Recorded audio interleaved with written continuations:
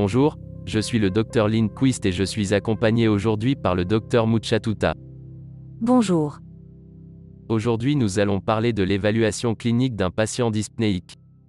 À la fin de la présentation, vous devriez être en mesure d'effectuer une évaluation rapide sur un patient dyspnéique, de déterminer la gravité de la dyspnée, Et d'identifier les profils de risque élevés, en particulier pour les patients chez lesquels on soupçonne une infection par la Covid-19. Commençons par décrire un cas. Il s'agit d'un homme de 65 ans qui présente des signes d'essoufflement. Il se plaint de toux et de fièvre qui durent depuis plusieurs jours. Sa petite fille présente des symptômes semblables mais son état est en train de s'améliorer. Ni l'un ni l'autre n'ont été testés pour la Covid-19. Lorsque vous observez ce patient, imaginez de quelle façon vous seriez amené à le gérer dans votre clinique, votre hôpital ou votre ambulance. Quelle approche prôneriez-vous ? Dans cette présentation, nous mettrons l'accent sur l'élaboration d'une approche générale pour tous les patients dyspnéiques.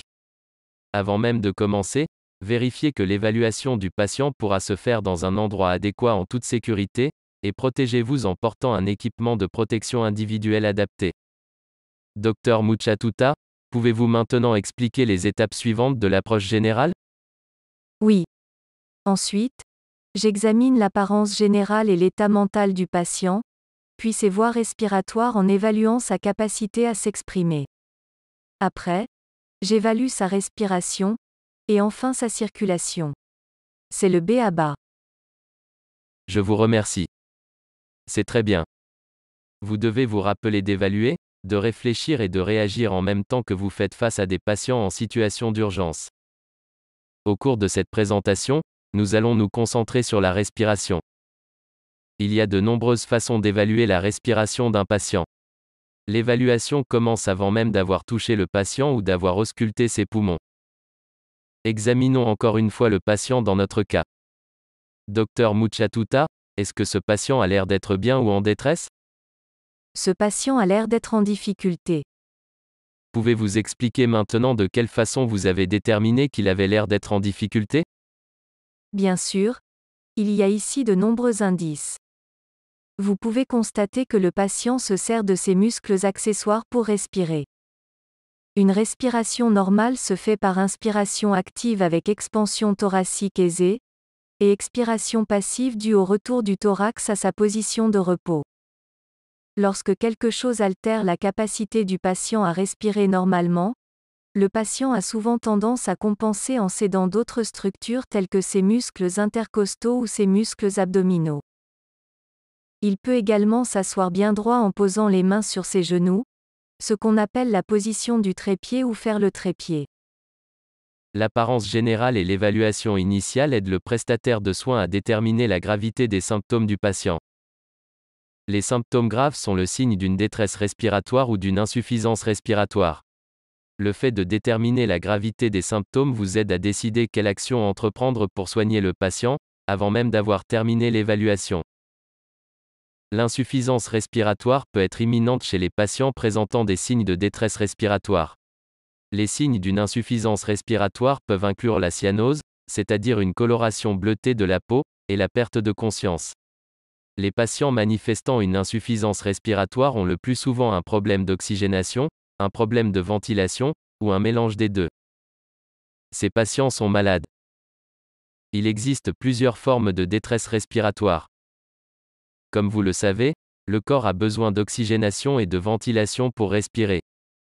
L'échange d'oxygène se produit dans les poumons et, si le tissu pulmonaire est endommagé, comme c'est le cas lors d'une infection, alors l'oxygénation peut être affectée.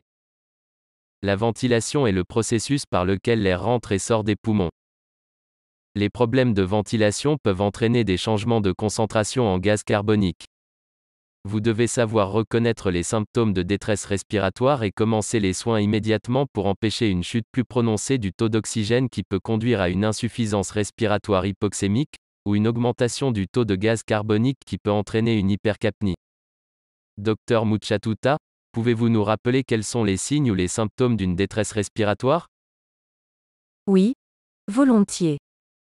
Ces signes comprennent une respiration ralentie ou accélérée, une lucidité altérée, une diaphorèse ou transpiration anormalement élevée, une incapacité à s'allonger, une élocution par phrase courte, ou l'utilisation des muscles accessoires pour s'aider à respirer comme nous en avons parlé précédemment. Des caractéristiques indiquant un risque élevé nécessitent une intervention immédiate.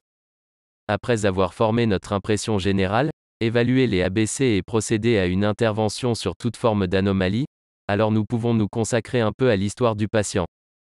Il existe de nombreuses façons de considérer un historique détaillé, et l'histoire du patient est très importante.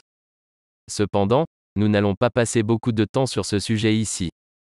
Lorsqu'il s'agit de patients malades, leur histoire ne devrait pas retarder le traitement et les diagnostics importants. Dr Muchatuta, sur la base de votre vaste expérience de la Covid-19, est-ce qu'un patient se plaignant d'essoufflement et ayant potentiellement contracté la Covid-19 est un sujet d'inquiétude? Oui, c'est inquiétant. Des études montrent que l'essoufflement peut augurer de lésions pulmonaires plus graves chez les patients atteints de Covid-19. Il faut obtenir les antécédents médicaux pour tous les patients.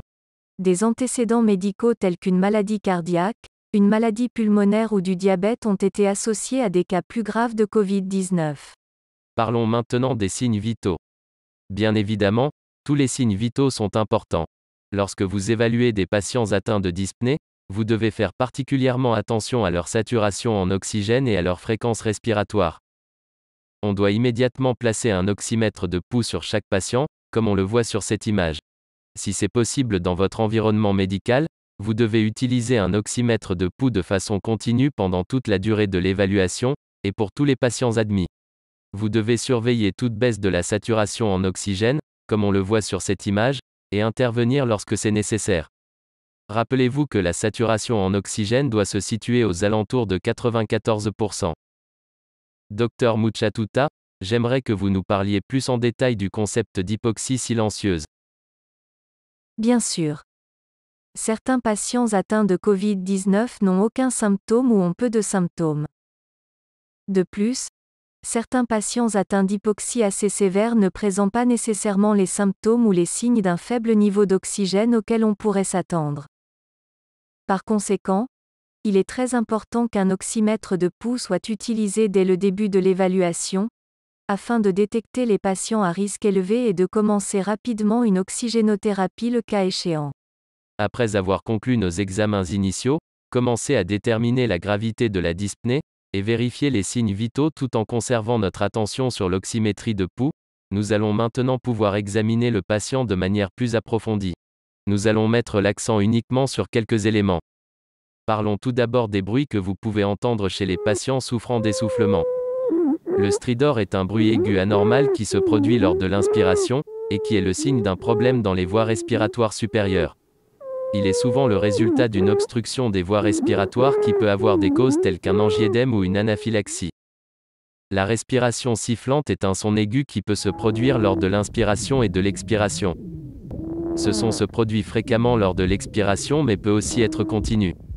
Il est le signe d'un problème dans la partie inférieure des poumons, provenant d'une inflammation ou d'une obstruction. Une respiration sifflante peut être observée dans des pathologies telles que l'asthme et l'emphysème pulmonaire, mais peut également être constatée chez des patients présentant des infections, comme par exemple la Covid-19. Docteur Muchatuta, pouvez-vous nous décrire les râles crépitants? Les râles crépitants sont le signe de la présence de liquide dans les poumons alors que les alvéoles pulmonaires essaient de s'ouvrir. Ces râles ressemblent à des craquements. On les entend dans des infections telles que la pneumonie ou l'œdème pulmonaire. Enfin, les ronchis sont communément entendus chez les patients atteints d'infections pulmonaires. Ce sont souvent des sons continus de tonalité plus basse. L'enregistrement que vous écoutez révèle des ronchis et des sons lointains chez un patient qui souffre d'un syndrome de détresse respiratoire aiguë lié à la Covid-19. Rappelez-vous que la dyspnée peut avoir de multiples causes. Le plus souvent, ces causes sont en rapport avec le cœur et les poumons, mais pas toujours. Il est important d'évaluer le patient dans son ensemble. Cela inclut un examen neurologique, le dépistage d'un traumatisme potentiel, une auscultation cardiaque pour détecter des sons anormaux, un examen abdominal, la recherche d'indices tels qu'un œdème des jambes, et la recherche de symptômes de toxicité. Les patients Covid-19 peuvent présenter des signes d'insuffisance cardiaque tels qu'un œdème des extrémités inférieures, des signes de thrombose veineuse profonde avec gonflement asymétrique des extrémités inférieures, des signes d'ischémie aiguë des membres avec absence de pouls, ou développer des éruptions cutanées, parmi beaucoup d'autres pathologies. Dr Muchatuta, après l'évaluation initiale des patients dyspnéiques, comment continuez-vous à les soigner? Les patients atteints de dyspnée doivent être réévalués souvent au cours de leur examen. S'il y a suffisamment d'instruments, un oxymètre de pouls doit être placé sur chaque patient de façon continue, et les patients en état critique doivent également avoir un système de surveillance cardiaque continue. Mon expérience des patients Covid-19 suggère qu'ils doivent être constamment sous surveillance à cause de la possibilité d'une décompensation cardiaque soudaine.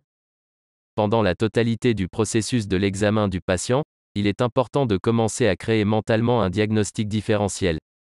La dyspnée peut avoir de nombreuses causes. Nous pouvons les diviser en quelques catégories distinctes représentées ici. Rappelez-vous que pendant la pandémie, y compris maintenant, on présume que tous les patients dyspnéiques sont atteints de la Covid-19 jusqu'à preuve du contraire. Nous avons passé en revue beaucoup d'informations sur la façon d'aborder les patients dyspnéiques. Parlons maintenant de quelques points clés à retenir. Rappelez-vous qu'une approche systématique est essentielle afin de vous assurer de ne passer à côté de rien. Pendant la pandémie, chaque patient dyspnéique doit être traité comme s'il était atteint de Covid-19. Donc vous devez examiner chaque patient en portant un équipement de protection individuelle approprié. Vous devez identifier les patients en détresse respiratoire et en insuffisance respiratoire et commencer le traitement immédiatement. Enfin, pensez à utiliser un oxymètre de pouls pour chaque patient atteint de dyspnée. Je vous remercie. Je vous remercie.